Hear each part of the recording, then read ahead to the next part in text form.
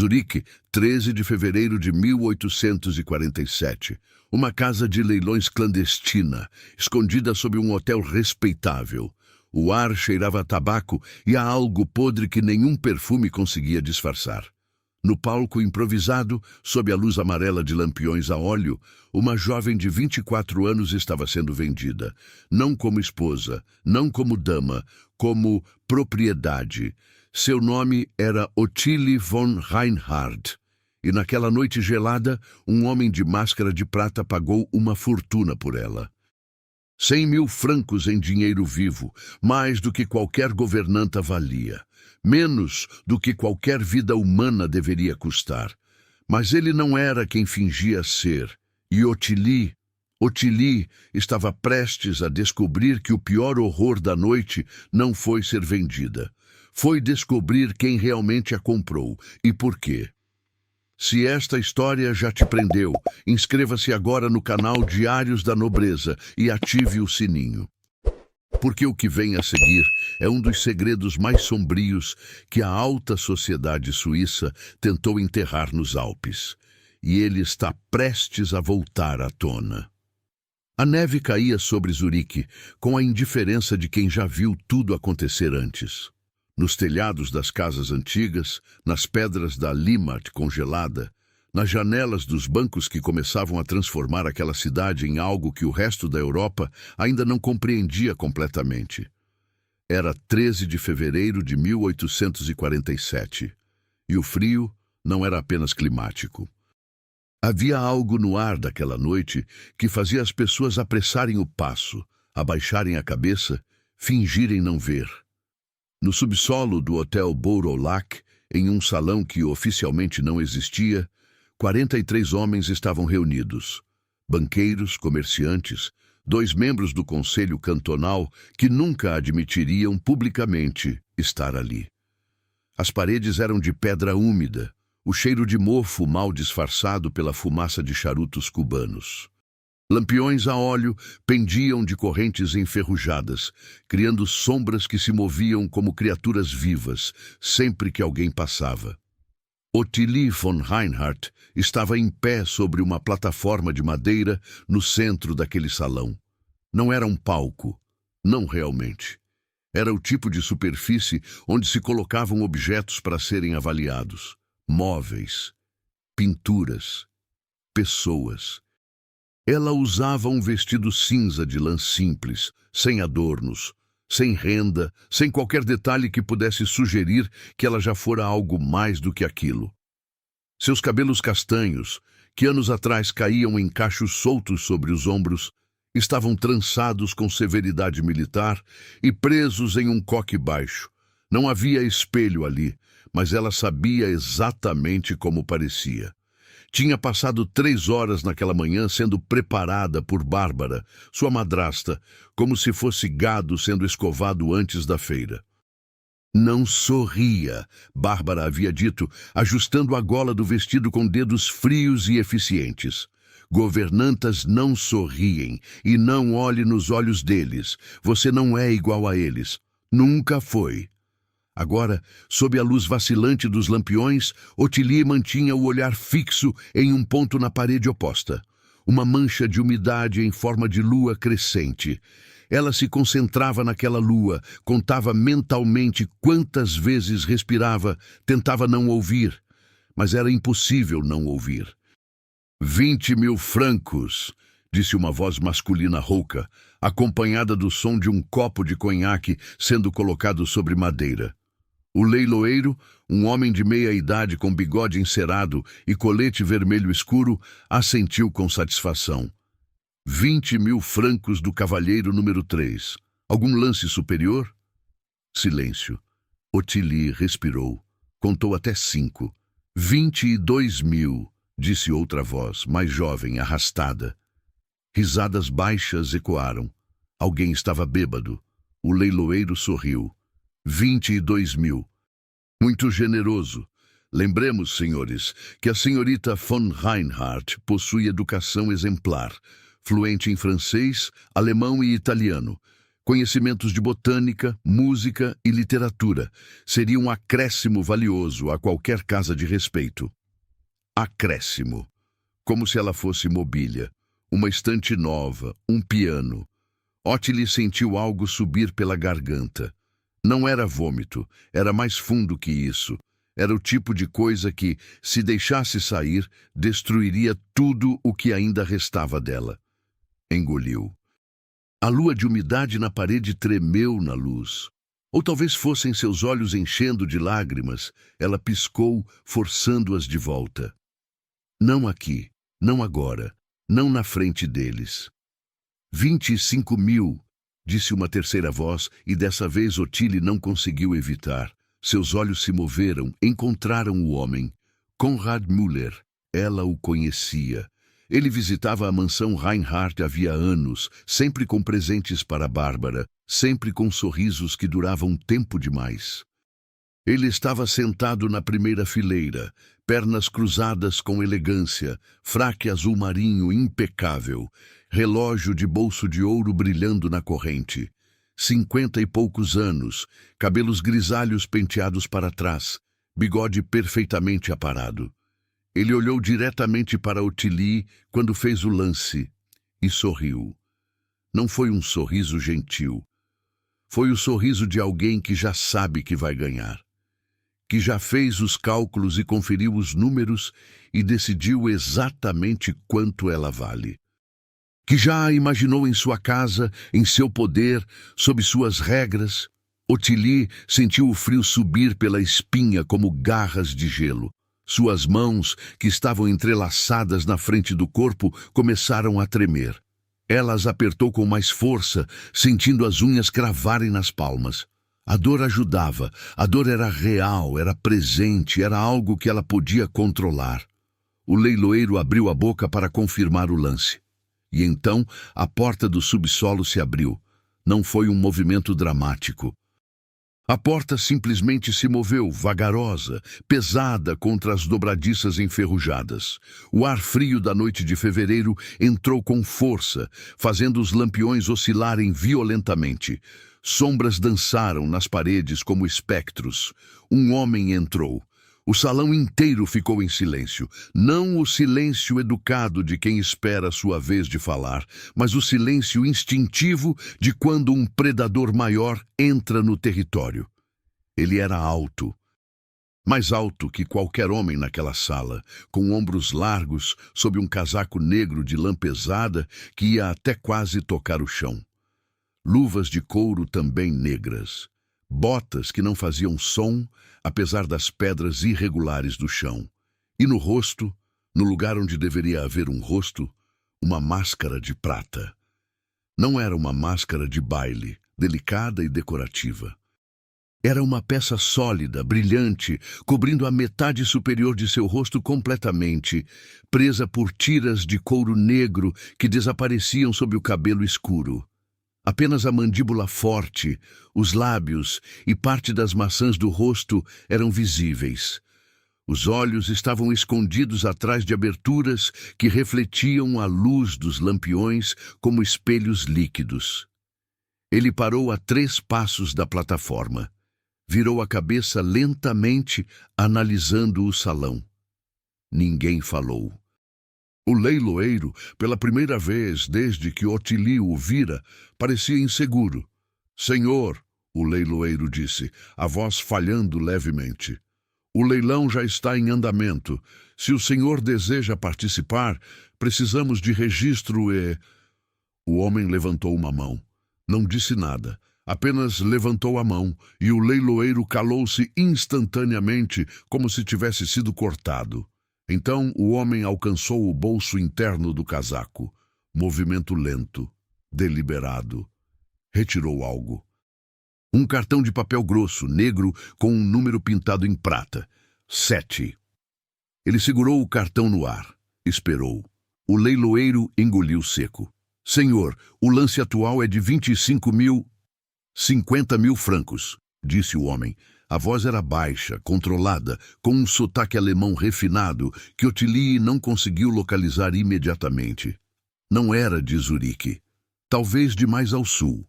ou do norte. Era difícil dizer quando alguém falava tão pouco. Mas não foi a voz que fez o salão inteiro conter a respiração. Foi o número.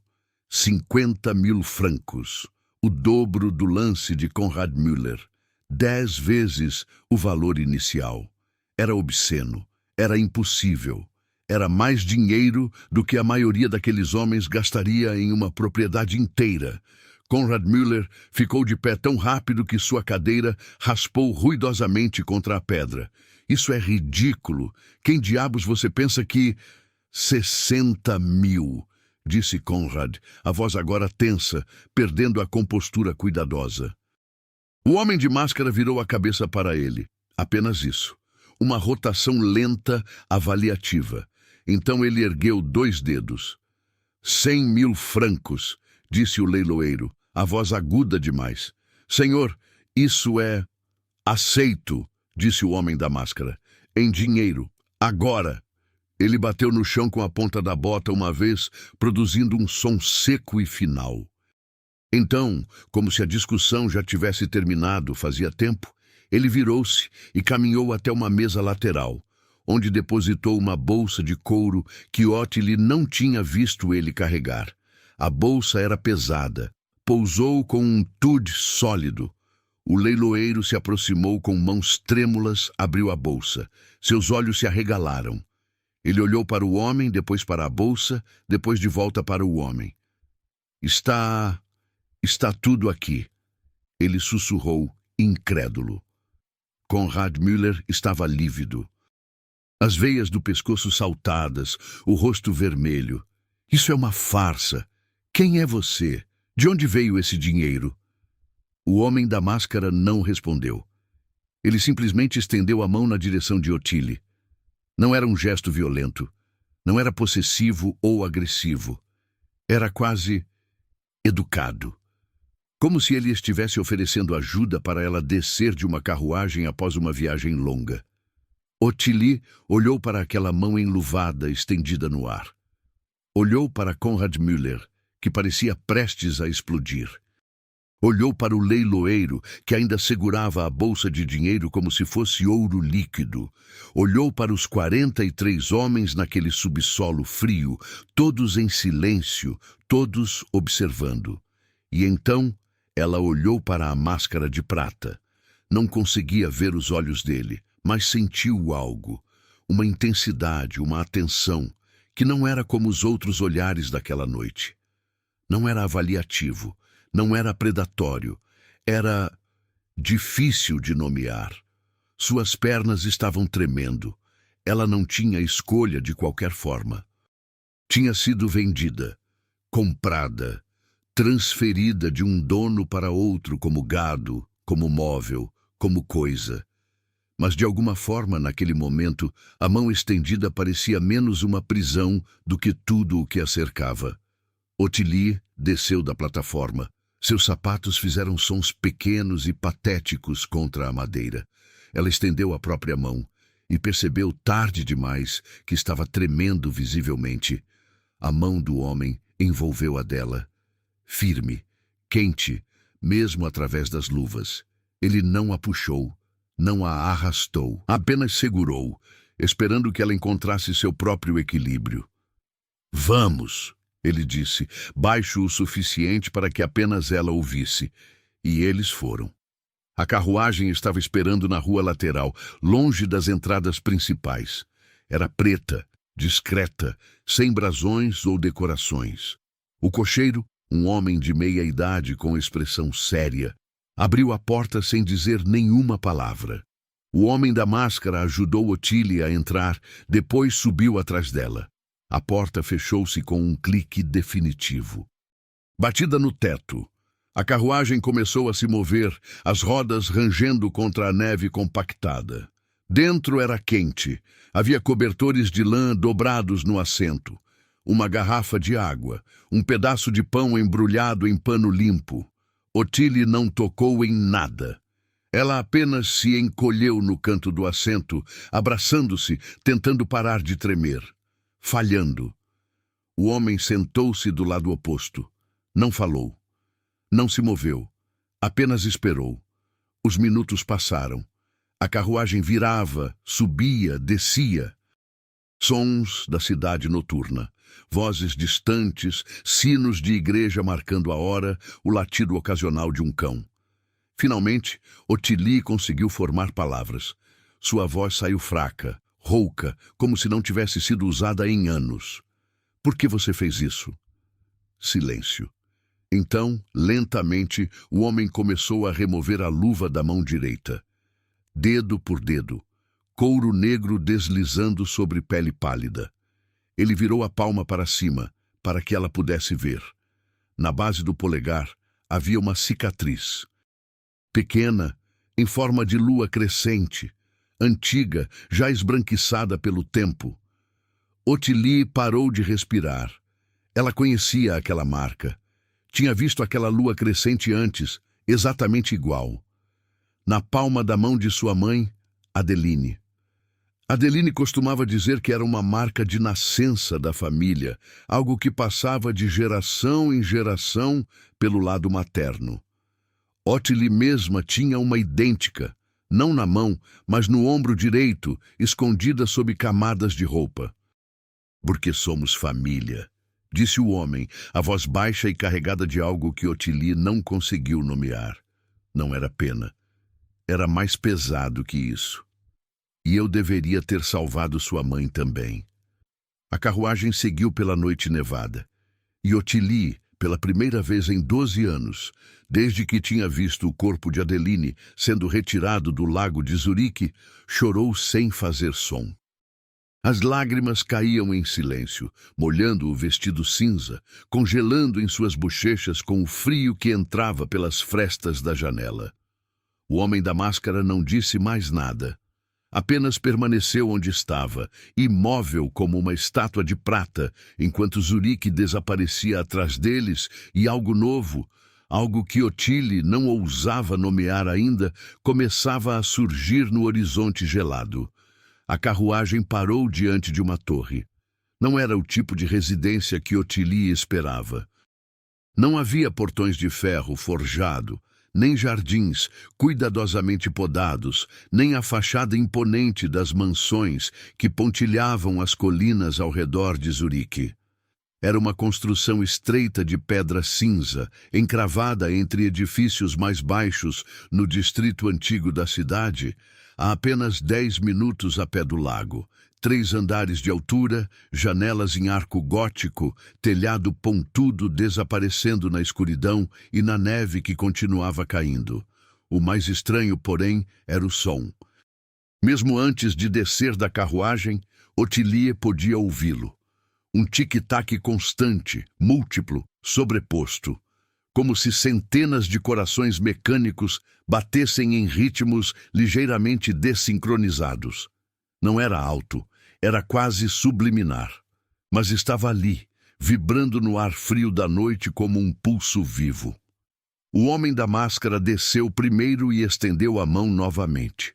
Ottilie aceitou, desta vez com menos hesitação, e deixou-se ser guiada para fora do calor da carruagem para o frio cortante de fevereiro. A neve crocante sob seus sapatos, o cheiro de fumaça de lenha e metal vindo da torre. "Onde estamos?" ela perguntou, a voz ainda fraca. "Minha casa", ele respondeu simplesmente. Então, após uma pausa, como se medisse as palavras, ou uma delas, ele destrancou a porta pesada de carvalho com uma chave grande de bronze. A fechadura clicou e a porta abriu-se com um gemido longo de dobradiças antigas. O som dos relógios triplicou instantaneamente. Ottilie entrou e parou.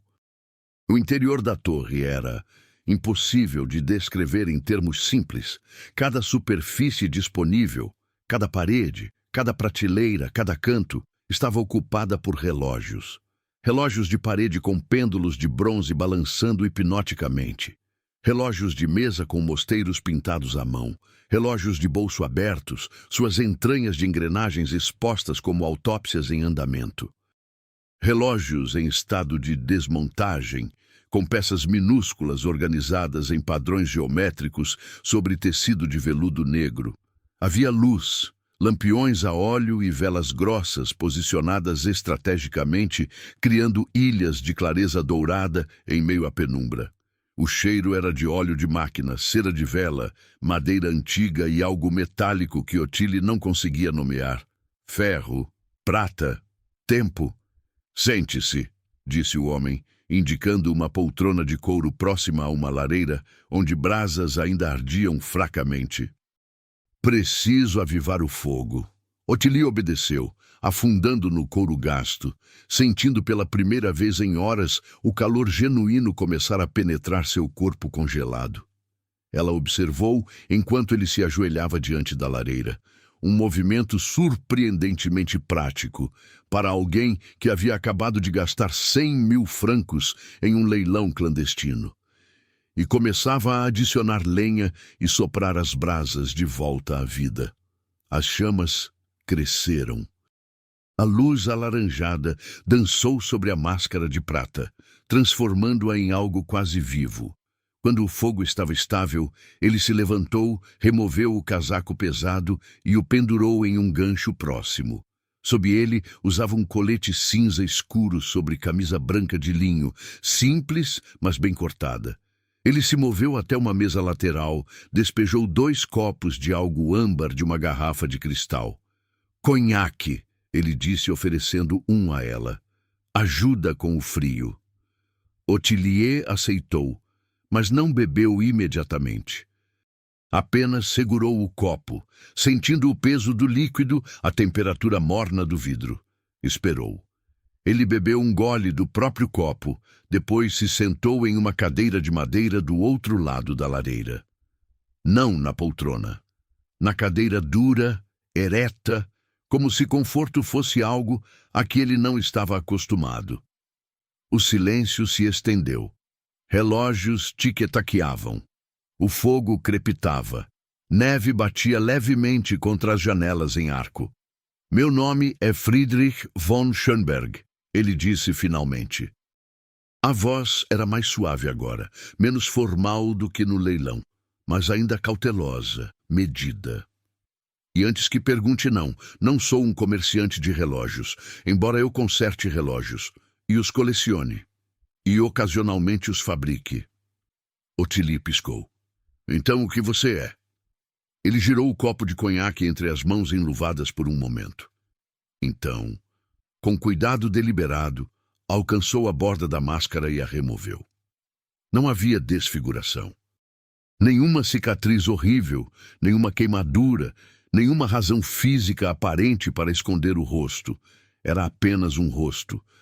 Forte, anguloso, mais velho do que ela havia imaginado. Talvez no final dos 30, início dos 40. Cabelos negros com fios prateados nas têmporas. Olhos cinza-aço que pareciam exaustos de uma forma profunda, como se não tivessem dormido adequadamente em anos. Uma mandíbula forte, mas com a rigidez de alguém que a mantinha cerrada com muita frequência. Não era bonito no sentido clássico, mas era impressionante, difícil de desviar o olhar. Sou o Duque von Schönberg, ele disse, colocando a máscara sobre a mesa ao lado dele, com um som metálico leve. Título herdado há 15 anos, propriedades em 3 cantões, influência considerável nos círculos bancários e diplomáticos da Confederação. Ele fez uma pausa, bebeu outro gole. E sou seu primo distante, pelo lado materno de sua mãe. Ottilie sentiu o copo de conhaque escorregar ligeiramente em sua mão. Ela o apertou, forçando os dedos a cooperarem. Minha mãe nunca mencionou... Adeline e eu nos conhecíamos. Friedrich interrompeu suavemente. Não bem. Eu era 10 anos mais novo. Ela era casada. Nossas vidas raramente se cruzavam, mas tínhamos a marca. Ele levantou a palma da mão novamente, mostrando a cicatriz em forma de lua crescente. É uma peculiaridade genética. Aparece aleatoriamente na linhagem Drummond a cada 2 ou 3 gerações. Minha irmã gêmea, Margarete, também a tinha. Tinha, Ottilie repetiu, captando o tempo verbal. A expressão de Friedrich não mudou, mas algo em seus olhos escureceu. Margarete morreu há 15 anos. Avalanche nos Alpes. Ela estava fugindo de um casamento arranjado que nosso tio havia negociado sem seu consentimento. Eu a ajudei a fugir. Planejei a rota, falsifiquei os documentos, paguei pela escolta. Ele girou o copo novamente. O líquido criou um redemoinho hipnótico. A estrada desmoronou durante uma tempestade. Eles nunca encontraram o corpo, apenas pedaços da carruagem e da bagagem dela, semanas depois, quando a neve derreteu. Ottilie não sabia o que dizer. Não havia palavras adequadas para esse tipo de perda. Então ela não disse nada. Apenas segurou seu copo e esperou. Friedrich continuou. Depois disso, decidi algo. Decidi que nunca mais ficaria inativo enquanto alguém fosse coagido, negociado ou vendido como propriedade. Passei os últimos 15 anos rastreando redes de exploração em toda a Suíça. Homens como Konrad Müller, mulheres como sua madrasta, Bárbara. O nome saiu de sua boca como veneno. Konrad Müller, Friedrich repetiu, foi quem forjou os documentos do casamento de Margarete. O contrato que aprendeu a um homem 30 anos mais velho, brutal, falido. Ele lucra criando prisões legais para pessoas desesperadas, e sua madrasta é uma de suas clientes mais antigas. Ottilie sentiu a náusea subir. Você sabia sobre o leilão? Eu sabia, Friedrich confirmou. Tenho informantes em todos os lugares onde esse tipo de transação ocorre. Quando soube que você seria leiloada, decidi intervir. Por quê? Ottilie perguntou. E dessa vez havia algo afiado na voz dela. Não raiva, mas desafio. Por causa da marca? Por causa da minha mãe? Ou porque eu sou conveniente? Friedrich a olhou diretamente. Não desviou o olhar, não suavizou a resposta. As 3 coisas, ele disse. Você é família, o que me dá responsabilidade. Sua mãe deveria ter tido ajuda e não teve, o que me dá culpa. E sim, Ottilie, você é conveniente, porque você conhece a mansão Reinhardt por dentro, conhece os hábitos de Bárbara, as rotinas, os segredos. E eu preciso dessas informações para destruir Konrad Müller de uma vez por todas. Ele se inclinou para a frente, apoiando os cotovelos nos joelhos, o copo pendurado frouxamente entre os dedos. Não vou mentir para você e fingir que isso é puramente altruísmo. Eu quero vingança. Quero ver Konrad Müller preso, arruinado, incapaz de prejudicar mais ninguém. E você pode me ajudar a conseguir isso. Ottilie respirou devagar. O conhaque estava esquentando sua garganta, mas não sua cabeça. Ela ainda podia pensar com clareza, e o que ela estava pensando era, pelo menos ele é honesto. O que você quer que eu faça? Ela perguntou. Friedrich se levantou e foi até uma mesa coberta com papéis. Ele pegou várias folhas grandes enroladas e as trouxe de volta, desenrolando-as sobre uma mesa baixa entre eles. Eram plantas arquitetônicas, mapas. Preciso que você mapeie a mansão Reinhardt de memória, ele disse. Cada cômodo, cada corredor, cada entrada de serviço, onde Bárbara guarda seus documentos, onde ela recebe Konrad, onde ela esconde coisas que não quer que sejam encontradas. Ottilie olhou para os mapas. Eram de outras propriedades.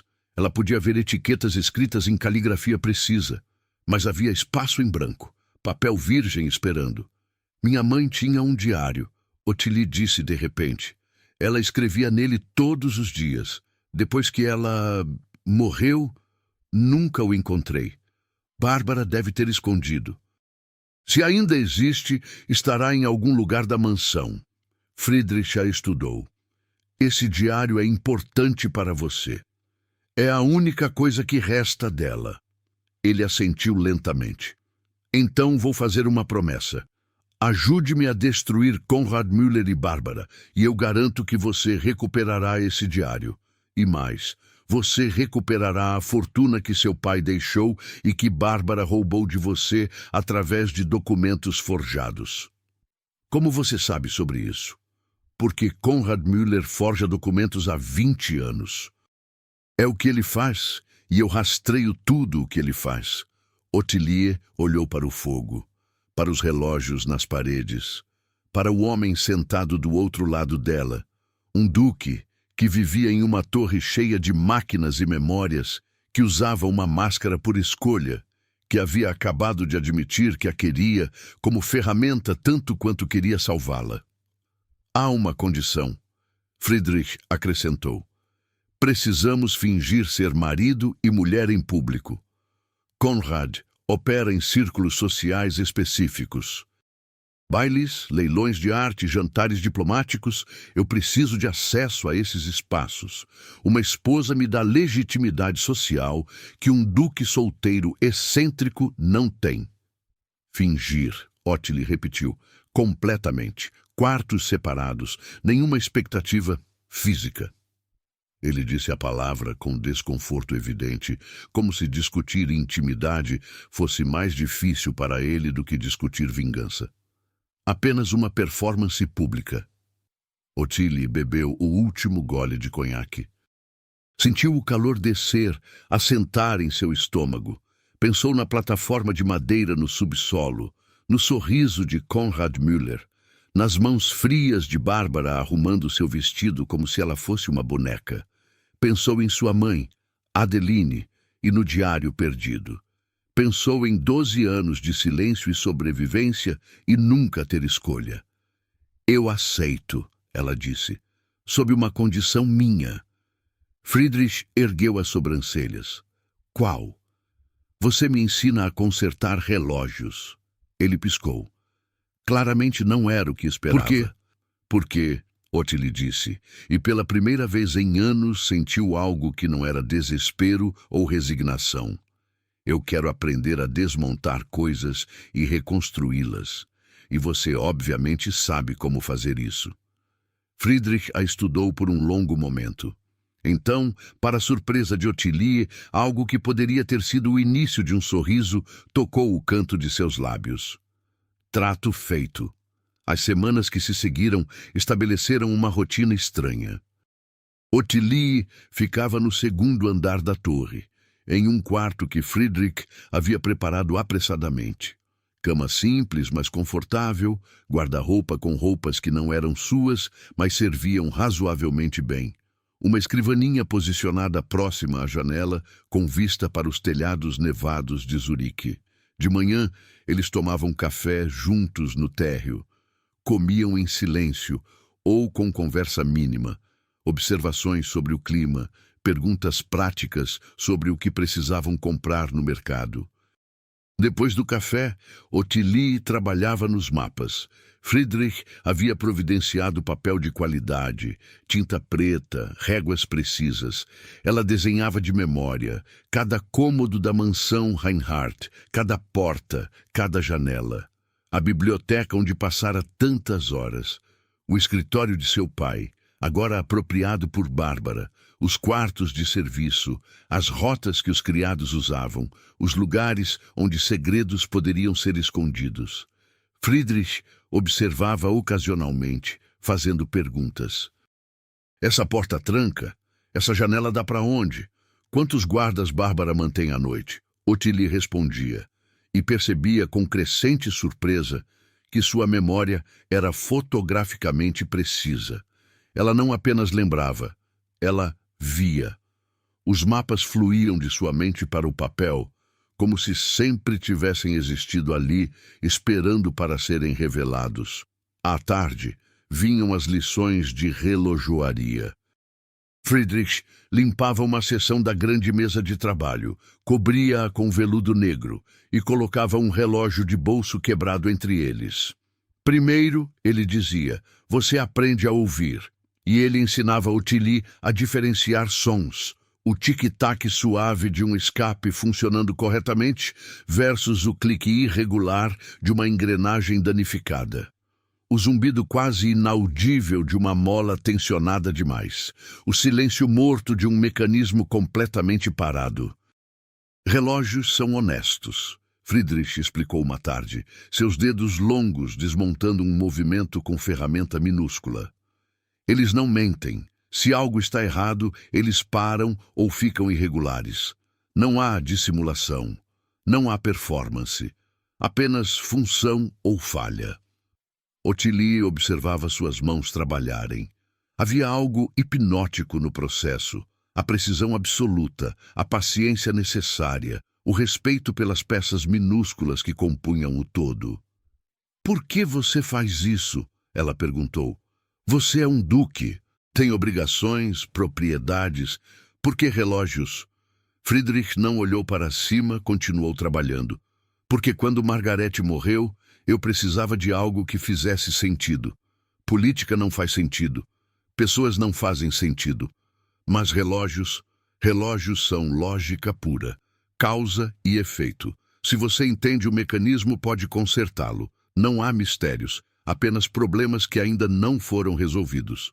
Ele colocou uma engrenagem de volta no lugar com um clique satisfatório. E porque Margarete amava relógios, ela colecionava relógios de bolso pequenos, delicados, com mosteiros pintados. Dizia que eram como capturar o tempo em uma caixa de prata.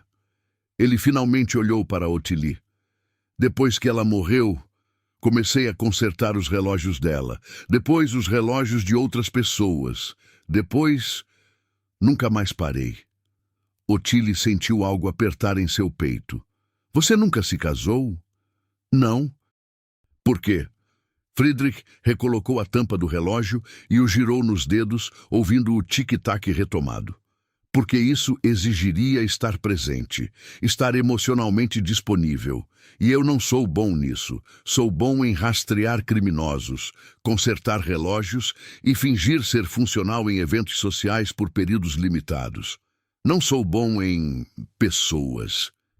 Ele estendeu o relógio para ela. "Tente agora. Abra-o e me diga qual engrenagem está fora do alinhamento." Ottilie pegou o relógio. Suas mãos não tremiam mais. A tempestade chegou em uma noite de março. Não apenas neve, mas vento feroz que fazia a torre inteira gemer e sacudir. O aquecimento no segundo andar falhou. Algo com a chaminé bloqueada ou o duto entupido. Friedrich tentou consertá-lo, mas a noite estava escura demais. O telhado perigoso demais. "Fique no térreo", ele disse, trazendo cobertores extras. "A lareira está funcionando. Vou ficar aqui também, caso precise de algo." Ottilie aceitou. Embrulhou-se nos cobertores na poltrona perto do fogo. Friedrich sentou-se à sua mesa de trabalho, continuando a consertar um movimento particularmente complexo sob a luz de 3 velas. Ela tentou dormir. Realmente tentou. Mas o vento uivava como algo vivo, e sempre que fechava os olhos, via água. Via o lago de Zurique congelado. Via o corpo de sua mãe sendo retirado, azul e rígido. Ou pelo menos o que ela achava que tinha visto. Ela tinha 12 anos. Nunca permitiram que ela se aproximasse realmente, mas sua mente havia preenchido os detalhes ao longo dos anos, construindo uma imagem que era metade memória, metade pesadelo. Ela acordou com um grito preso na garganta. Não conseguiu emitir som. Sua voz simplesmente se foi, presa em algum lugar entre os pulmões e a boca, recusando-se a sair. Ela ofegava, tremendo violentamente sob os cobertores, suor frio em sua testa apesar do calor do fogo. Mutismo seletivo. Acontecia sempre que o terror era grande demais. Seu corpo simplesmente desligava a voz, como se não falar pudesse fazer os horrores desaparecerem. Friedrich estava ao lado dela antes que ela percebesse que ele havia se movido. Ele não a tocou, não imediatamente. Apenas se ajoelhou ao lado da poltrona, no campo de visão dela. "Ottilie", ele disse, voz baixa e firme, "você está segura. Você está na torre. Não há água. Não há perigo." Ela tentou falar. Nada saiu. Ele esperou. Não a apressou. Não ficou impaciente. Apenas esperou até que a respiração dela começasse a diminuir de frenética para apenas rápida. Então, ele se levantou e foi até a mesa. Voltou segurando um relógio de bolso desmontado, o mesmo que ela havia trabalhado naquela tarde, e um conjunto de ferramentas minúsculas. Ele colocou tudo no colo dela, sobre o cobertor. "Mostre-me", ele disse simplesmente. "Qual engrenagem estava desalinhada? Não precisa falar. Apenas mostre." Ottilie olhou para as peças. Suas mãos tremiam, mas ela as forçou a se moverem. Pegou a pinça minúscula, isolou a engrenagem problemática, apontou. Friedrich assentiu. "Correto. Agora me mostre como você a recolocaria." E assim eles passaram a próxima hora. Ottilie desmontando e remontando o relógio em silêncio, Friedrich fazendo perguntas que ela respondia apenas com gestos e ações. A concentração necessária para o trabalho empurrou o pânico para segundo plano. Suas mãos pararam de tremer. Sua respiração normalizou. Quando o relógio estava completamente remontado, tic-taqueando suavemente em sua palma, ela finalmente conseguiu sussurrar: "Obrigada." "Não precisa agradecer", Friedrich disse. Ele se levantou, mas hesitou. Então acrescentou: Quando Margarete morreu, passei 6 meses sem conseguir falar sobre ela. As palavras simplesmente não saíam. Consertei relógios em vez disso. 27 relógios em 6 meses. Foi como aprender a respirar novamente. Ele olhou para a lareira. "Às vezes o silêncio é mais honesto do que as palavras. Não há vergonha nele." Ottilie segurou o relógio com mais força. Sentiu o tic-tac contra sua pele. "Fique aqui esta noite", Friedrich disse. "Eu vou dormir na cadeira. Se tiver outro pesadelo, acorde-me." Ele não esperou resposta. Apenas voltou para sua mesa de trabalho, apagou 2 das 3 velas e se instalou na cadeira ereta com um cobertor sobre os ombros. Ottilie ficou olhando para ele por um longo tempo. Para a silhueta dele contra as sombras dançantes, para o movimento ocasional de seus ombros enquanto respirava, para a massa de relógios ao redor deles, todos tic-taqueando em seus próprios ritmos, criando uma sinfonia mecânica de tempo passando. E pela primeira vez, desde que tinha 12 anos, Ottilie dormiu a noite inteira sem sonhar com afogamentos. Quando acordou ao amanhecer, Friedrich já estava acordado, avivando o fogo. Ele não mencionou a noite anterior. Apenas perguntou se ela queria café. Ela disse que sim, e algo entre eles, algo indefinível, mas real, mudou silenciosamente. Como uma engrenagem deslizando para o lugar correto depois de anos desalinhada. O convite chegou em um envelope de papel creme pesado, lacrado com cera vermelha. A caligrafia era impecável, cada letra formada com a precisão de alguém que havia aprendido que aparências importavam mais do que intenções. Konrad Müller tem a honra de convidar o duque Friedrich von Schönberg e sua distinta esposa para o baile de inverno na mansão Bellevue, 6 de março de 1847, às 8 horas da noite. Traje formal, máscaras opcionais. Friedrich segurou o convite contra a luz da janela, estudando-o como se pudesse extrair segredos das fibras do papel. "Ele sabe quem somos", disse finalmente. "Ou pelo menos sabe quem eu sou. Do contrário, não teria enviado convite formal." Konrad não desperdiça cortesia com comerciantes de relógios. Ottilie estava sentada à mesa de desenho, finalizando o último dos mapas. 3 semanas de trabalho meticuloso haviam produzido plantas arquitetônicas completas da mansão Reinhardt. Cada cômodo, cada passagem secreta, cada local onde Bárbara poderia ter escondido documentos, ou o diário de Adeline. Ela colocou a pena de lado e olhou para Friedrich. "Então ele está nos provocando." "Está nos convidando para a armadilha", Friedrich corrigiu. "A questão é se entramos sabendo disso ou se fingimos não saber." "Entramos." Ottilie disse sem hesitação. Porque é nossa única chance de acessar o círculo interno dele. E porque, se não formos, ele interpretará como medo. Friedrich a estudou. Nas últimas 3 semanas, ele havia visto Ottilie transformar-se. Não dramaticamente, ela ainda era quieta, ainda escolhia palavras com cuidado, ainda tinha noites onde os pesadelos voltavam e ela acordava muda. Mas havia uma firmeza nela agora que não existia no subsolo do leilão. Uma coluna vertebral forjada em silêncio e mapas e horas consertando relógios, até suas mãos não tremerem mais. Você vai precisar de um vestido, ele disse. Algo adequado para a alta sociedade. Ottilie olhou para baixo, para o vestido cinza simples que usava. Um dos vários que Friedrich havia comprado, todos práticos, todos discretos. Não tenho nada assim. Eu sei. Friedrich foi até um armário encostado na parede e abriu-o. Dentro havia um vestido que claramente havia sido colocado ali recentemente, embrulhado em papel de seda. Ele o tirou com cuidado e o estendeu para ela. Era rosa claro. O tecido era veludo, cortado em um estilo que sugeria tanto elegância quanto desafio. Decote modesto, mas ombros descobertos, saia que fluiria ao dançar. Quando você... Ottilie começou. Há uma semana, mandei fazer sob medida. Usei as medidas de seus outros vestidos. Friedrich colocou o vestido sobre uma cadeira, não olhando diretamente para ela. Você precisa chamar atenção. Bárbara estará lá. Quando ela te vir, quando todos te virem, precisa ser impossível ignorar.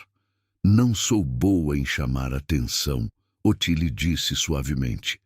Eu sei. É por isso que o vestido fará isso por você. Ele finalmente olhou para ela. Você não precisa ser outra pessoa, Ottilie.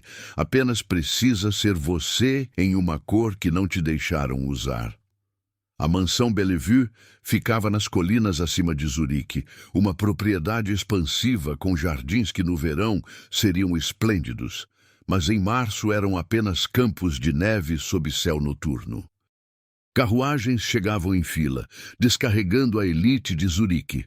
Banqueiros, diplomatas, comerciantes ricos e alguns membros menores da nobreza. Todos mascarados. Alguns usavam máscaras venezianas elaboradas, outros simples faixas de seda preta. Era um baile de máscaras apenas na aparência. Todos sabiam quem todos eram. As máscaras eram teatro, não anonimato. Friedrich usava sua máscara de prata. Traje formal negro impecável, colete cinza, gravata perfeitamente atada. Ele ofereceu o braço para Ottilie quando desceram da carruagem. Ela aceitou, sentindo o músculo firme sob o tecido, a estabilidade dele. O vestido rosa claro sussurrava ao se mover e ela usava uma máscara de renda branca que cobria apenas os olhos. Seus cabelos, pela primeira vez em anos, estavam soltos em cachos sobre os ombros, presos apenas parcialmente com pentes de prata. Quando entraram no salão de baile, as conversas pararam. Não todas. Mas houve uma ondulação no som. Um momento de olhares virando, avaliando, reconhecendo. Bárbara von Reinhardt estava perto da lareira, com uma taça de champanhe na mão, conversando com 2 outras mulheres de meia-idade. Ela usava preto, sempre preto, seu luto perpétuo performático, e uma máscara prateada simples. Quando seus olhos encontraram Ottilie, a taça de champanhe tremeu, apenas levemente. Mas Ottilie viu. Konrad Müller estava no centro do salão, rodeado por um grupo de homens, rindo de algo que ele havia dito. Ele não usava máscara. Afinal, era o anfitrião, sem necessidade de disfarce em sua própria casa. Quando viu Friedrich e Ottilie, seu sorriso não vacilou. Apenas ficou mais afiado. Ele se desculpou com seus companheiros e atravessou o salão em direção a eles com a confiança de um homem que acreditava ter todas as cartas. Duque von Schönberg, Conrad disse, voz aquecida com charme falso. Que honra tê-lo aqui! E esta deve ser sua esposa? Ottilie von Schönberg, Friedrich disse, a mentira saindo suave. Minha esposa de 3 semanas. Conrad pegou a mão de Ottilie e a beijou, segurando por 1 segundo mais do que o apropriado. Seus olhos, escuros, calculistas, não deixaram os dela. Que transformação notável, senhorita von Reinhardt. Ou devo dizer, senhora von Schönberg. A última vez que a vi, você estava em circunstâncias muito diferentes. As circunstâncias mudam, Ottilie disse, voz calma, frequentemente. De fato, Conrad soltou a mão dela, virou-se para Friedrich. 100.000 francos foi um lance impressionante. Alguns diriam excessivo. A menos que você soubesse algo que o resto de nós não sabia. Eu sabia que ela valia mais do que qualquer quantia que você oferecesse. Friedrich respondeu. Seu tom era leve, quase educado, mas havia aço sob ele. Conrad riu, mas não alcançou os olhos. Touché. Bem, aproveitem a noite, a música, Ele gesticulou vagamente. Oportunidades para conversas interessantes. Minha biblioteca está aberta para convidados, se preferirem algo mais quieto. Ele se afastou, mas Ottilie sentiu o peso do olhar dele em suas costas, mesmo depois que ele desapareceu na multidão. Ele quer que vamos para a biblioteca, ela sussurrou. Eu sei, Friedrich respondeu. É onde ele guarda seus registros. Está nos oferecendo uma isca. Então aceitamos? Depois de dançarmos, primeiro estabelecemos que somos um casal genuíno, depois exploramos. Dançar com Friedrich era estranhamente natural. Ele não era gracioso no sentido clássico.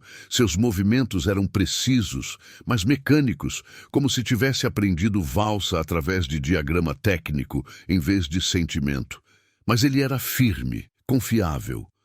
Sua mão nas costas dela nunca vacilava, nunca pressionava de mais ou de menos. Você dança como conserta relógios, Ottilie observou enquanto giravam. É o único jeito que sei fazer qualquer coisa, Friedrich admitiu.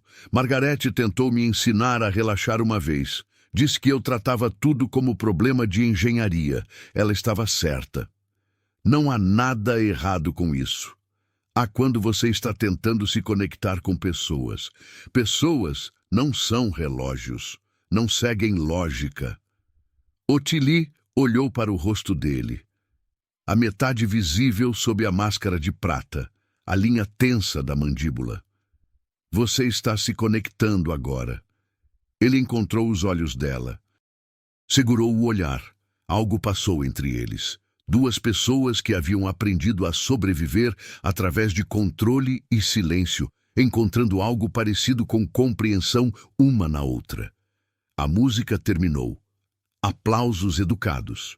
Friedrich soltou-a, mas lentamente, como se relutante em quebrar o ponto de contato.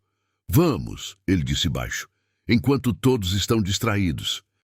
A biblioteca de Konrad Müller era exatamente o que Ottilie esperava. Todo mogno escuro e couro, estantes do chão ao teto, escada rolante de bronze, lareira crepitante. Mas era o escritório adjacente que importava. A porta estava destrancada, quase casualmente. Armadilha, Friedrich murmurou. Obviamente, Ottilie concordou. Mas pode haver algo verdadeiro aqui. Conrad é arrogante. Arrogantes cometem erros. Eles entraram no escritório. Friedrich foi direto para a escrivaninha, começando a revirar gavetas com eficiência silenciosa. Ottilie foi até a estante, passando os dedos pelas lombadas. Diários, registros, documentos legais. Então ela viu um volume de couro marrom, gasto, sem etiqueta na lombada. Exatamente como o diário que sua mãe costumava escrever. Seu coração disparou. Ela o puxou da prateleira, abriu. A caligrafia de Adeline. Inconfundível. As linhas delicadas, o jeito que ela formava os Gs com lupe extra. Friedrich, Ottilie sussurrou. Encontrei. Ele veio até ela imediatamente, olhando por cima do ombro dela. Ottilie virou as páginas procurando as últimas entradas. A última vez que sua mãe havia escrito antes de... E então, ela viu a data. 19 de fevereiro de 1835. 3 dias depois da suposta morte de Adeline. O mundo de Ottilie inclinou. Ela virou a página com as mãos tremendo. Leu. Lucerna é bonita nesta época do ano. Neve nas montanhas. Mas o ar aqui é mais suave do que em Zurique.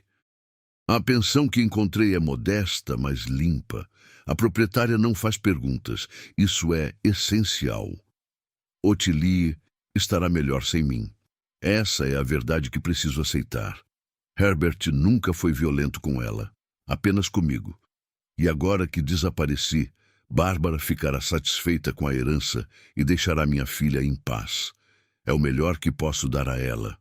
Uma vida sem testemunhar a violência de seu pai. Uma vida onde ela pode crescer sem medo. O duque que organizou minha fuga foi gentil. Jovem demais para tanta tristeza em seus olhos. Ele disse que fazia isso porque sua irmã não teve a chance de escapar. Eu não deveria ter aceitado sua ajuda, mas eu aceitei, porque sou covarde. Perdoe-me, Ottilie. Algum dia, quando você for adulta e tiver sua própria vida, talvez eu encontre coragem para escrever. Por agora, é melhor que você acredite que estou morta. É mais limpo assim. Menos complicado. Adeus, meu amor. Viva bem. O diário escorregou das mãos de Ottilie. Friedrich o pegou antes que caísse. Ela não podia respirar, não podia pensar. O salão de baile em volta dela parecia estar girando, 12 anos de luto desmoronando como castelo de cartas. Sua mãe não havia se suicidado. Sua mãe havia escolhido fugir. Escolhido abandoná-la. E Friedrich sabia. Ele havia ajudado. Tinha 20 e poucos anos, ferido pela perda de Margarete, e tinha ajudado outra mulher a desaparecer, deixando sua filha acreditar que ela estava morta. Ottilie, Friedrich disse, voz baixa e urgente, eu não sabia que você existia. Adeline nunca mencionou. Você a ajudou. Ottilie interrompeu. As palavras saíram planas, vazias. Você a ajudou a me deixar. Eu ajudei uma mulher a escapar de um casamento abusivo. Se eu soubesse sobre você, você teria feito o quê? A voz de Ottilie subiu, algo dentro dela rachando. Me levado junto? Me deixado com meu pai violento? Me colocado em um orfanato? Eu não sei, Friedrich admitiu. E a honestidade brutal daquilo foi pior do que qualquer mentira. Eu tinha 23 anos e não sabia o que estava fazendo. Só queria salvar alguém porque não consegui salvar Margarete. Eu falhei. Ottilie, eu falhei com você e nem sabia. A porta do escritório se abriu. Konrad Müller estava parado ali, sorrindo. Não sozinho. 4 homens estavam atrás dele, guardas em roupas formais, mas com postura militar. Que descoberta tocante, Konrad disse, entrando na sala. O duque finalmente contando seus pecados, embora eu imagine que ele deixou de fora algumas partes interessantes. Friedrich se virou, colocando-se entre Konrad e Ottilie instintivamente. Isso foi planejado. Obviamente. Você acha que sou estúpido? Konrad pegou um charuto de seu bolso, acendeu-o com calma. Eu sei quem você é há anos, von Schönberg. Sei que você tem rastreado minhas operações, interferindo onde não é chamado. Pensei que era hora de termos uma conversa adequada. Ele soprou fumaça. E trazer sua adorável esposa foi perfeito, porque agora posso fazer uma oferta muito simples. Você para de interferir nos meus negócios ou eu conto a todos no salão, incluindo sua querida madrasta, Ottilie, exatamente quem ajudou Adeline a abandonar sua filha de 12 anos. Ottilie sentiu algo frio se espalhar por seu peito. Não surpresa. Não choque. Apenas clareza fria e terrível. Você não tem provas, Friedrich disse. Tenho as cartas. Conrad bateu cinza do charuto. Correspondência entre você e Adeline. Detalhes sobre a pensão em Lucerna. Pagamentos que você fez pessoalmente. Ele sorriu. Adeline era sentimental. Guardou tudo. E quando ela morreu, de verdade, de pneumonia, há 5 anos, a proprietária da pensão vendeu seus pertences, incluindo uma caixa de cartas. Ele gesticulou, e um dos guardas entregou uma pasta de couro. Conrad a abriu, mostrou páginas de papel amarelado. Tudo aqui, assinado por você. Friedrich não respondeu. Seu rosto estava pétreo sob a máscara. Conrad se virou para Ottilie. Então, querida, aqui está a sua escolha. Você pode ficar com seu salvador, que ajudou sua mãe a te abandonar. Ou você pode vir trabalhar para mim. Não como governanta. Eu tenho posições melhores em mente, e em troca, eu queimo essas cartas. Ninguém nunca precisa saber. A sala estava silenciosa, exceto pelo crepitar do fogo e o tic-tac distante de um relógio. Ottilie olhou para o diário no chão, para as cartas na mão de Conrad, para Friedrich, que estava olhando para ela com algo que poderia ter sido desespero ou resignação. 12 anos. 12 anos que ela havia carregado a culpa de não ter salvado sua mãe, de ter visto Adeline caminhar em direção ao lago e não ter corrido atrás. De ter acreditado que se tivesse feito algo diferente, dito algo diferente, sua mãe estaria viva, mas Adeline estava viva, por mais 5 anos depois, e nunca voltou, nunca escreveu. Escolheu sua própria liberdade sobre sua filha, e Friedrich havia tornado isso possível. Não, Ottilie disse. Conrad piscou. Não o quê? Não vou com você. Sua voz era firme agora, não alta, mas sólida. E você pode mostrar essas cartas para quem quiser. Não importa? Não importa. Conrad riu descrentemente. Seu precioso duque não é meu. Ottilie deu um passo à frente, afastando-se de Friedrich. E eu não sou dele, mas ele me mostrou algo que você nunca entenderia. Ele me ensinou a desmontar coisas quebradas e reconstruí-las, e é exatamente isso que vou fazer. Ela olhou para Friedrich, para os olhos cinza-aço dele atrás da máscara de prata.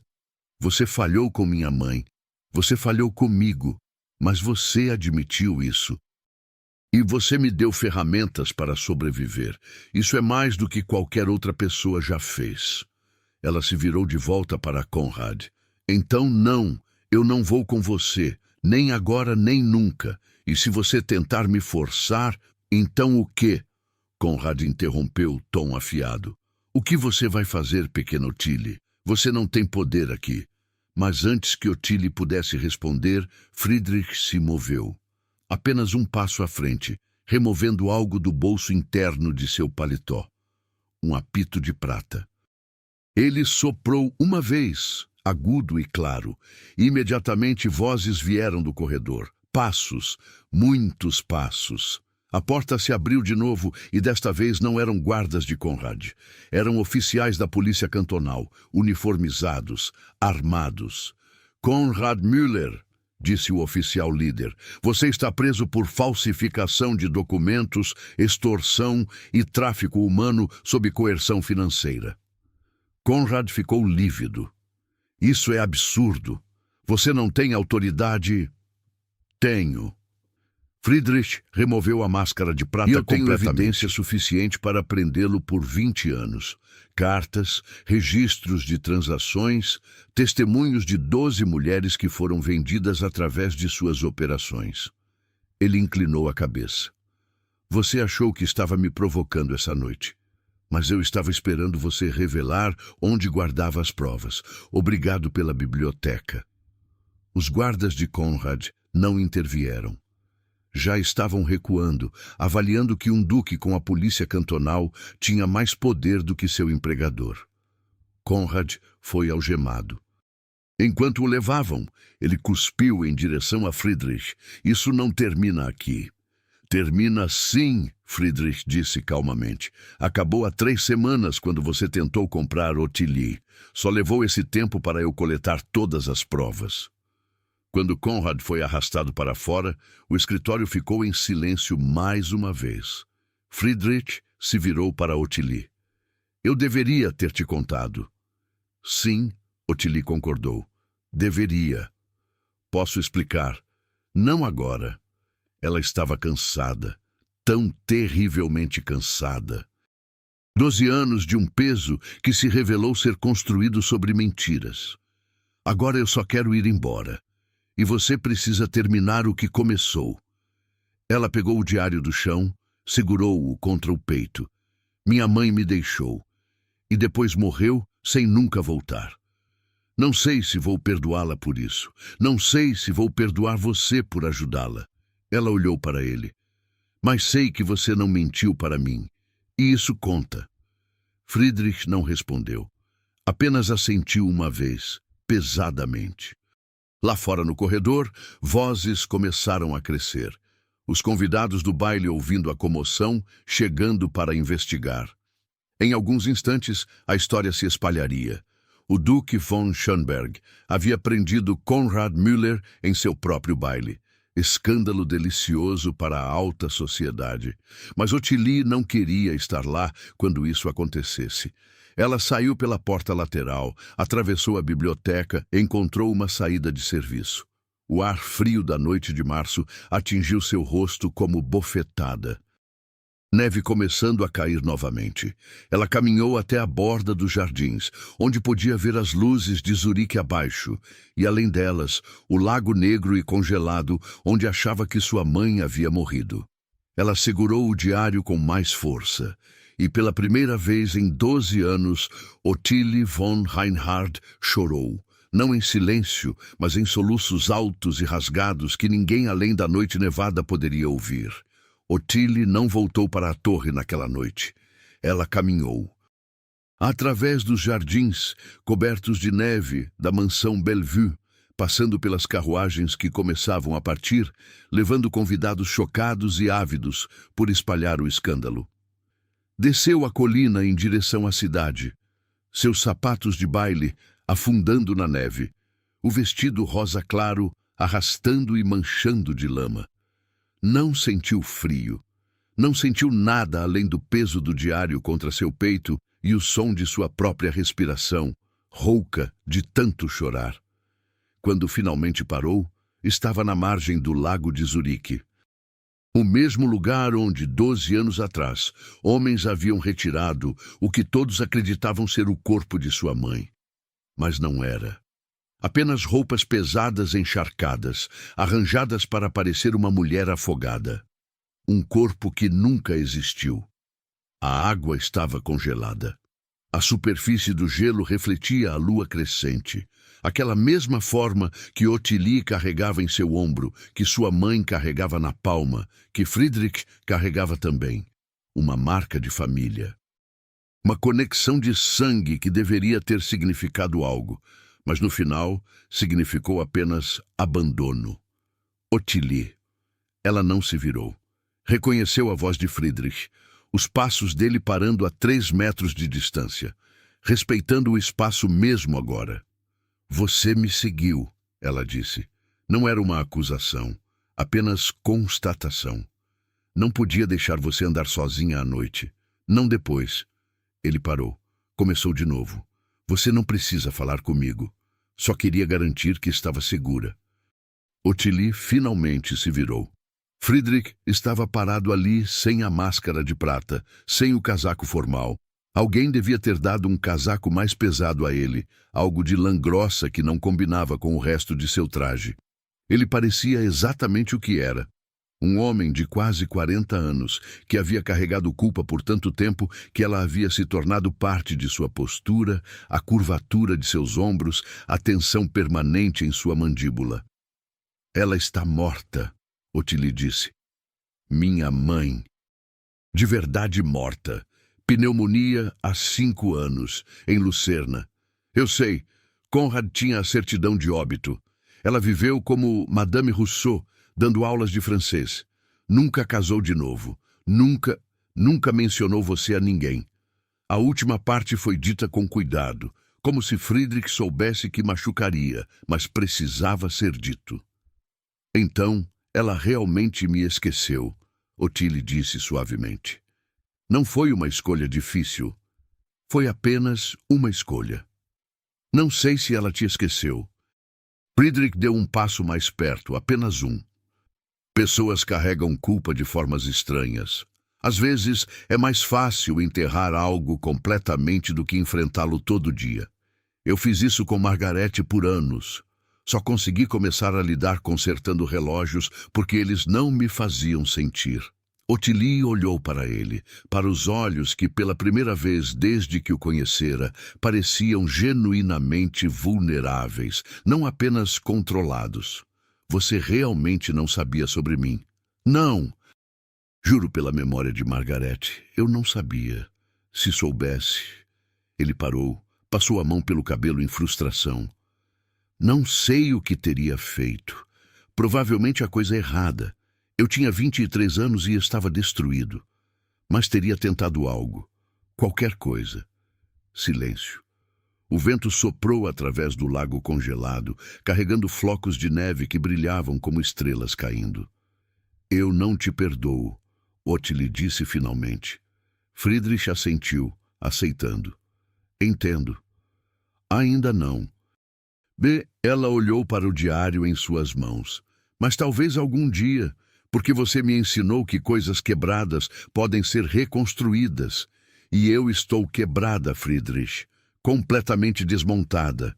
E vou precisar de tempo para descobrir quais peças ainda funcionam. Quanto tempo você precisa? Não sei. Ela finalmente encontrou os olhos dele. Mas não quero fazer isso sozinha.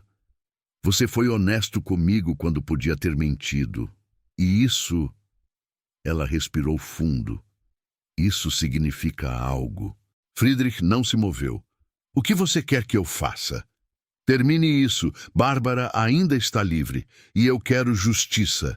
Não vingança. Justiça real. Ela envenenou meu pai. Ela me vendeu em um leilão.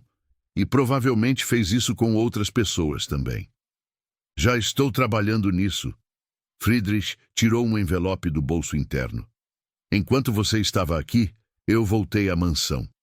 Com permissão da polícia, agora que Conrad foi preso. Encontramos algo. Ele entregou o envelope. Ottilie o abriu. Dentro havia uma carta, escrita em caligrafia que ela reconheceu como de Bárbara. Era uma correspondência com um farmacêutico em Basel, encomendando pó branco para tratar roedores, arsênico, em quantidades consistentes ao longo de 2 anos. As datas correspondiam exatamente ao período em que seu pai, Herbert, havia adoecido progressivamente antes de morrer. Isso é suficiente, Friedrich disse. Com o testemunho do farmacêutico e o exame do corpo, se necessário, Bárbara será julgada por assassinato. Ottilie segurou a carta com as mãos trêmulas. Onde ela está agora? Ainda na mansão. A polícia foi até lá depois de prender Conrad. Ela tentou fugir pela saída de serviço, mas... Friedrich hesitou. As criadas a impediram. As criadas? 3 delas. Mulheres que ela havia maltratado por anos. Quando souberam que Conrad havia sido preso e que Bárbara seria a próxima, elas bloquearam as portas, se recusando a sair do caminho. Bárbara não conseguiu passar. Algo quente e feroz cresceu no peito de Ottilie. Não era alegria, era algo mais profundo, justiça coletiva. Mulheres que haviam sido silenciadas encontrando voz juntas. Eu quero estar lá, Ottilie disse. Quando ela for presa, quero que ela me veja. Friedrich assentiu. Então vamos. Da mansão Reinhardt estava iluminada como se fosse o meio do dia, embora fossem quase 2 da manhã. Lampiões em cada janela, movimento constante de oficiais da polícia entrando e saindo. Ottilie e Friedrich chegaram de carruagem.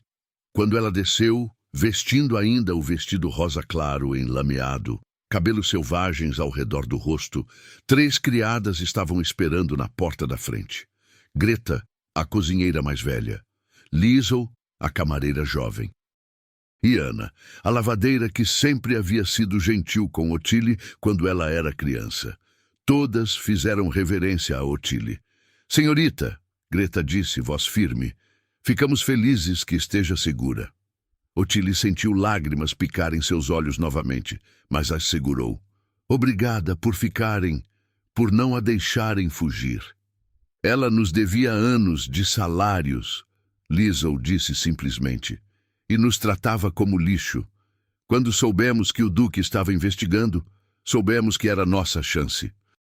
Anna deu um passo à frente e pegou a mão de Ottilie. Sua mãe teria orgulho de você.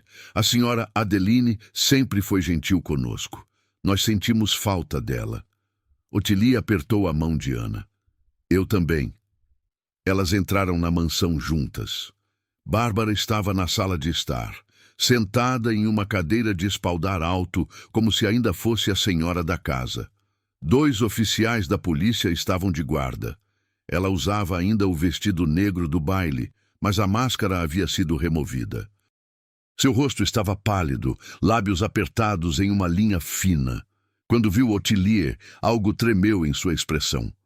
Não remorso. Bárbara não era capaz disso.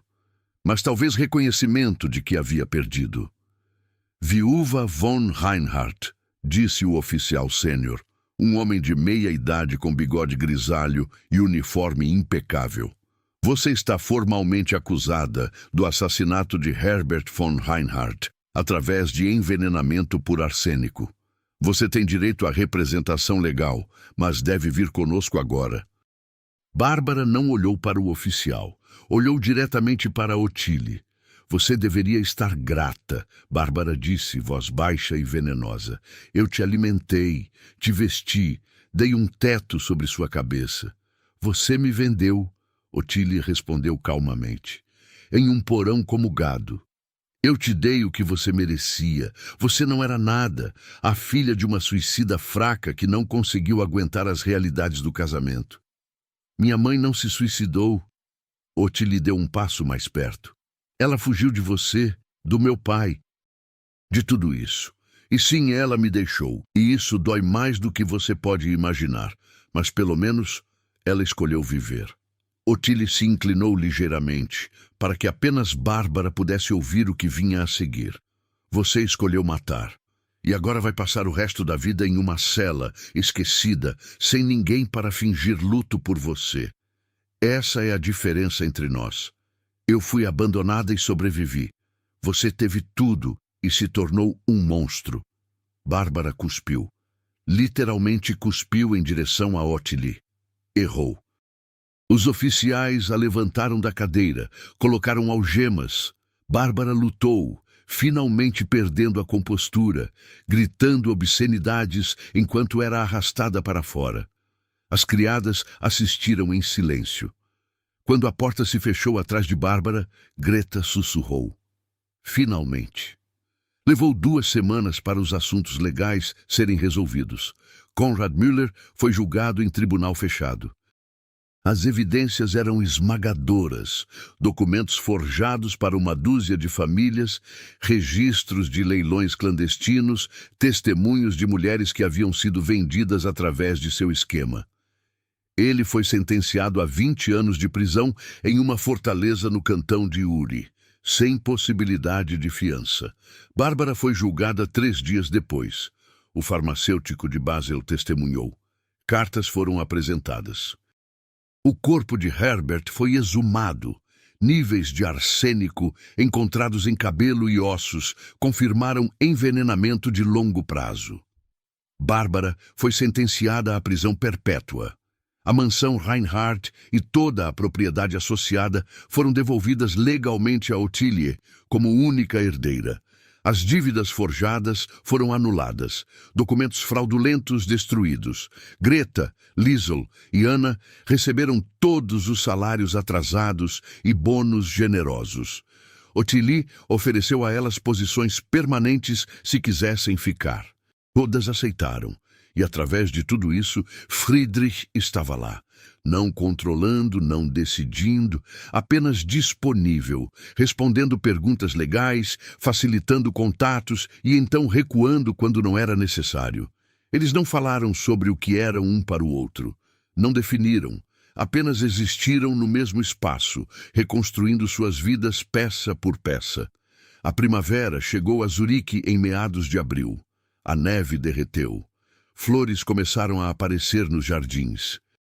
O lago perdeu seu gelo e voltou a ser azul escuro sob o sol. Ottilie estava na biblioteca da mansão Reinhardt, e sua mansão agora, embora ainda parecesse estranho pensar assim. Ela havia passado a última hora organizando os livros, removendo volumes que Bárbara havia adicionado, tratados religiosos sombrios, romances sentimentais baratos, e trazendo de volta os livros que sua mãe havia amado. Houve uma batida na porta. "Entre", Ottilie chamou. Friedrich entrou, carregando uma caixa de madeira. Ele a colocou cuidadosamente sobre a mesa. "Isso chegou hoje", ele disse, "de Lucerna, da propriedade de Adeline." Ottilie olhou para a caixa. Seu coração começou a acelerar.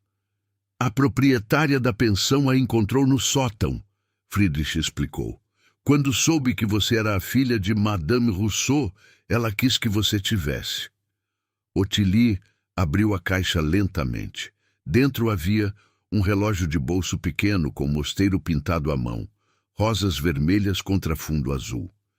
3 cartas lacradas endereçadas a Ottilie von Reinhardt, mas nunca enviadas. Uma fotografia desbotada de Adeline segurando um bebê. Ottilie, recém-nascida. E no fundo, embrulhado em tecido de linho, um broche de prata em forma de lua crescente. Ottilie pegou as cartas primeiro. As mãos tremiam. "Você quer que eu fique?" Friedrich perguntou gentilmente. "Ou prefere privacidade?" "Fique", Ottilie disse. "Por favor." Ela abriu a primeira carta. A data era de 2 anos após Minha Adeline querida ter Ottilie, fugido. "Você tem 14 anos agora. Estou imaginando como você está, alta, ainda com aqueles cachos impossíveis, ainda fazendo 1000 perguntas sobre tudo." Eu quase escrevi esta carta 12 vezes. Sempre rasguei antes de terminar. Porque o que eu poderia dizer? Que sinto muito, que te amo. Ambas são verdade, mas nenhuma desfaz o que fiz. Eu te abandonei. Não porque você não era importante, mas porque eu era covarde. Porque estava tão quebrada pelo casamento com seu pai, que quando recebi a chance de fugir, peguei e te deixei para trás. Isso não foi culpa sua. Nunca foi. Foi minha falha, minha fraqueza. Algum dia, se você souber que estou viva, espero que encontre paz. Não precisa me perdoar. Só precisa viver. Viver bem, ser feliz de maneiras que eu nunca consegui. Com todo o amor que deveria ter sido suficiente, mas não foi. Mamãe. Ottilie colocou a carta de lado. Respirou. A segunda era de 4 anos depois. A terceira, 6 anos. Todas não enviadas, todas expressando o mesmo. Amor, remorso e a incapacidade de realmente mudar o que havia sido feito. A última linha da terceira carta dizia: "Sei que vou morrer sem te ver novamente, que você nunca saberá que pensei em você todos os dias. E talvez seja melhor assim. Você merece mais do que uma mãe que a deixou." Ottilie fechou os olhos. Lágrimas escorreram silenciosamente. Friedrich se ajoelhou ao lado da cadeira dela. Não falou, apenas ficou ali. Finalmente, Ottilie sussurrou. Ela me amava. Do jeito quebrado dela, ela me amava. Mas não foi suficiente. Não, Friedrich concordou. Não foi. E talvez, Ottilie continuou, abrindo os olhos, talvez isso seja o que eu preciso aceitar. Que você pode amar alguém e ainda falhar com eles. Que intenção não desfaz impacto. E ela fez uma escolha, e essa escolha me machucou, e ambas as coisas são verdade ao mesmo tempo. Ela olhou para Friedrich. Assim como você. Você tentou ajudar alguém e inadvertidamente me machucou. Ambas as coisas são verdade. Friedrich segurou o olhar dela. Sim. Então aqui está o que eu decidi. Ottilie limpou as lágrimas. Não vou fingir que está tudo bem. Não vou apagar a dor. Mas vou escolher seguir em frente. Com essa dor, com essa verdade, mas seguir em frente. Ela pegou o relógio de bolso de sua mãe. O mosteiro de rosas ainda era vibrante apesar dos anos. E vou escolher você. Não porque você me salvou, não porque me deve algo, mas porque você me ensinou que eu posso desmontar meu próprio trauma e reconstruir algo novo. E quero fazer isso ao seu lado. Friedrich respirou devagar, como se estivesse tentando controlar a emoção. Você tem certeza? Não, Ottilie admitiu, e pela primeira vez em semanas, sorriu ligeiramente.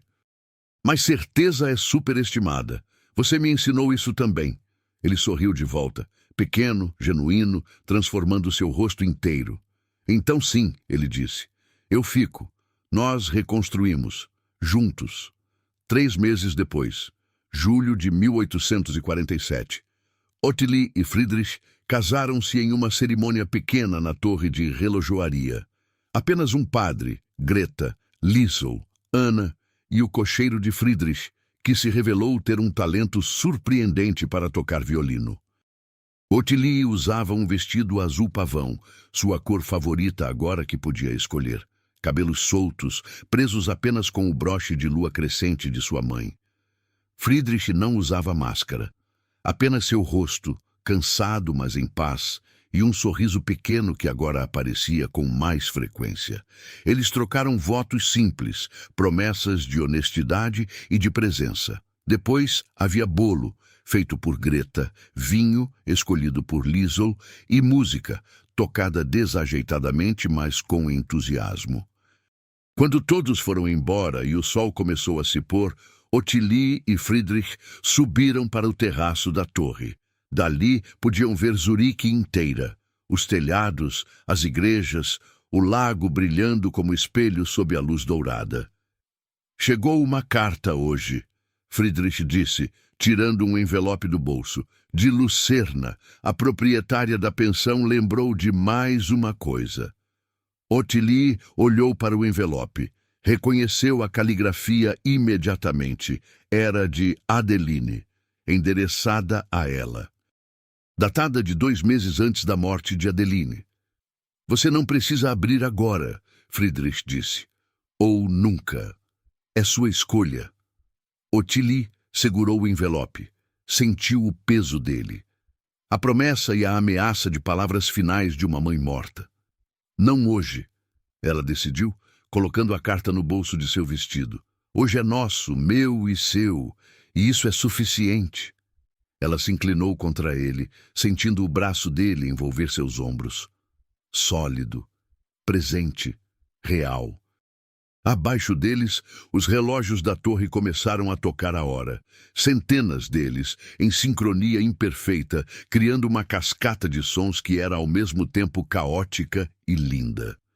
Tempo passando, tempo sendo medido, tempo sendo vivido. Você acha que vai abrir algum dia? Friedrich perguntou baixinho. Talvez, Ottilie respondeu. Quando estiver pronta, se estiver pronta. Ela virou-se para ele, levantou-se nas pontas dos pés e o beijou. Suave, deliberado, escolhido.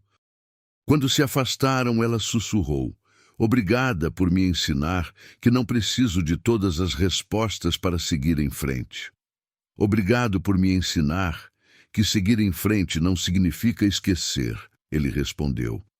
Eles ficaram assim enquanto o sol terminava de se pôr e as estrelas começavam a aparecer. 2 pessoas quebradas que haviam encontrado, se não cura completa, pelo menos companhia honesta na jornada de reconstrução. A carta de Adeline permaneceu no bolso de Ottilie, apenas esperando. Como algumas coisas precisam esperar até que estejamos prontos para elas, Antes de você ir, deixa eu te perguntar uma coisa. Se você fosse Ottilie, você abriria aquela última carta? Uma carta de uma mãe que te abandonou, escrita pouco antes de morrer, sabendo que você nunca saberia sobre ela? Não existe resposta certa. E talvez seja exatamente por isso que essa história te marcou.